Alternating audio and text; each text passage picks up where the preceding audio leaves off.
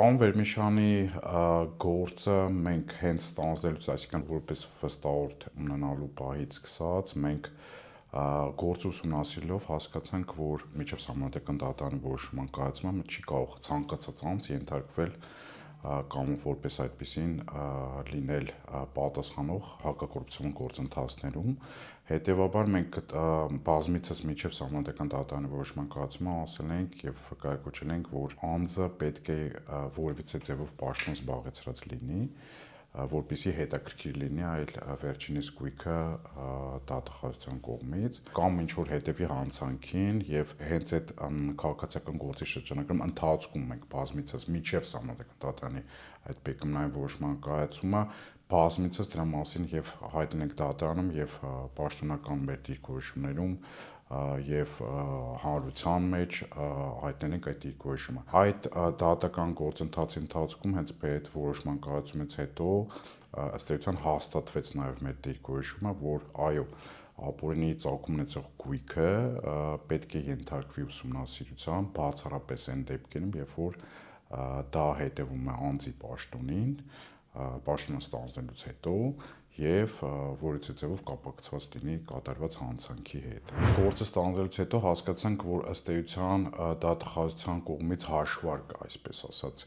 այսինքն դիտարկելը պարոն Վերմիշյանի Հայաստանում գտնվող գույքի վերաբերյալ դրանց հետևից ընկնել է եւ փորձել ապացուցել, որ դրանք ապօրինի ծագում ունեցող, ըստ էության հենց ի սկզբանե գործը վերցնելուց հետո մենք հասկացանք, որ չի կարող պսակվել հաջողությամբ, ինչի, որտեվ մենք այսօր մտնենք Վիկիպեդիա եւ տանք որոնում Վահագն Վերմիշյան անունազգանով, մենք կտեսնենք, որ պարոն Վերմիշյանը 91 թվականից Հայաստանի Հանրապետությունում չի, այսինքն իր ստանձնած պաշտոնները, գործունեությունը կամ կատարված աշխատանքները կատարվել են Հայաստանի Հանրապետության սահմաններից դուրս։ Հետևաբար մեր կողմից այդ գործը ստանձնելուց հետո մենք հասկացանք, որ ուսումնասիրությունը դատախազության կողմից չի կատարվել պատշաճ կերպով, այսինքն եթե պատշաճ կերպով կատարվեր եւ ուսումնասիրվեր հանվեր այն հիմնական ելակետային տվյալները, որ արդյոք այս մարդու գույքը ենթակա է բռնականացման կամ ճանաչման ապօրինի, ըստ էության ճիշտ հաշվարկ անելու պարագայում այդ հայցադիմումը չէր ներկայացվի, որտեվ անձը նորից եմ կրկնում 91 թվականից Հայաստանի Հանրապետությունում չի գտնվել եւ իրականացել է շատ խոշոր, մենք բոլորս գիտենք, շատ խոշոր նախագծային աշխատանքներ, ստանձնել է մեծ հսկայական համալիրների նախագծման աշխատանքներին եւ մենք խոսում ենք միլիոն դոլարների մասին նախագծերի մասին, իսկ չէ կարող անձը Հայաստանի Հանրապետության սահմաններից դուրս կատարված այդ մեգա ծրագրերում ներգրաված որպես նախագծող ճարտարապետ եւ այլն չէր կարող ունենալ Հայաստանում 4 կտոր գույք։ Հետևաբար մենք գործը ստանձնելուց հետո հասկացանք, որ մեր հիմնական առաքելությունը կլինի այս գործում բացառապես Հայաստանի Հանրապետության սահմաններից դուրս գտնվող ապացույցները, դրանք են բանկային տվյալները, ձեռք բերվող գույքերը, որոնք Հայաստանի Հանրապետության սահմաններից դուրս են, այս բոլոր ապացույցները պարոն Վերմիշյանի ներկայացնել դատարանին եւ նաեւ նախագահ դատավորներ ամեն անգամ մեր միջնորդությունները բավարարում է, որպեսզի մեզ հնարավորություն ընձեռել հենց այս ապացույցները մենք կարողանանք ներկայացնել, որտեղ այդ ապացույցները Հայաստանի Հանրապետությունում չէին եւ հսկայական ծավալի աշխատանք կատարվել այդ ապացույցները Հայաստանի Հանրապետության սահմանից դուրս գտնվող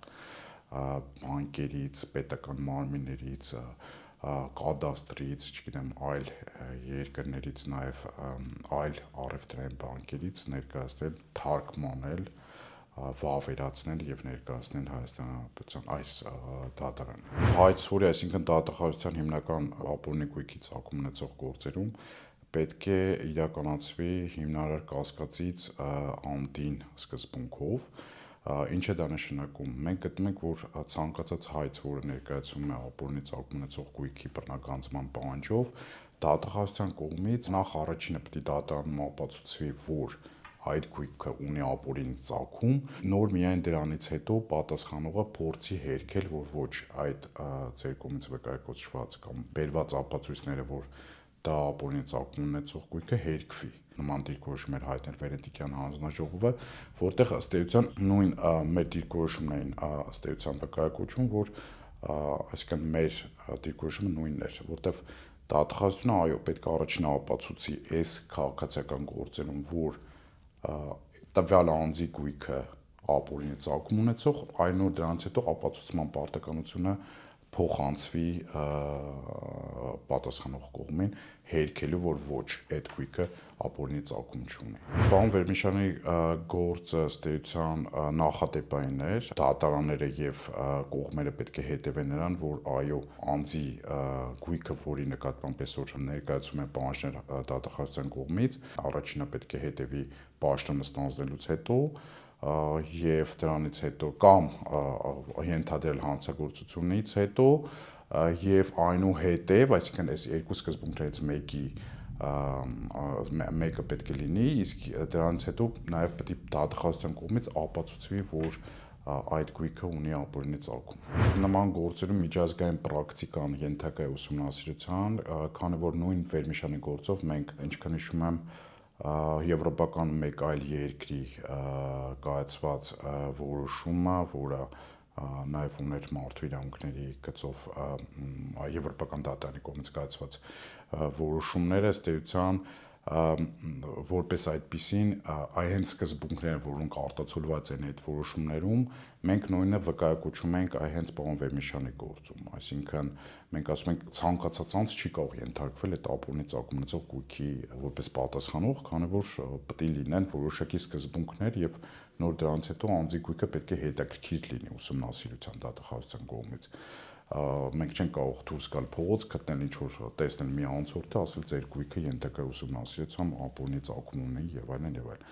Դա ասում եմ, հենց այդ միջազգային չափորոշիչները, մարդու իրավունքների եվրոպական դատարանի կողմից կայացված վճիռները, նաև Վենետիկյան հանձնաժողովի եզրակացությունները, դիրքորոշումները, այս ամբողջը մեր կողմից ուսումնասիրվել են այս գործընթացում, քանի որ որպես այդպեսին դրա կիրառելությունը շատ կարևոր էր եւ դրա համար մեր կողմից ուսումնասիրվել էին այս բոլոր միջազգային ստանդարտները եւ սկզբունքային այս քաղաքացիական գործերում ներկայացնել դատարանին ապացույցներ, որ այդ ապօրինի ծագում ունեցող գույքը ինքը ապօրինի չի, այլ հիմնավորվում է օրինական եկամուտներով։ Պարոն Վերմիշյանի հետ կապված այս գործը, որով դատախազությունը ըստ էության հրաժարվեց իր պահանջից, նախադեպային էր եւ այսօր մենք չունենք նման գործ դեռևս, սա առաջին գործն էր եւ մեր թիմը հենց այն փաստաբանների թիմն են, որը ունեցավ այս առաջին հաջողությունը։ Դրանից հետո մենք բազմիցս ստացել ենք նաեւ այլ առաջադրանքներ այլ վստահորդների կողմից, ներկայացնում ենք մի շարք այլ ապօրինի ծագում ունեցող գույքի հետ կապված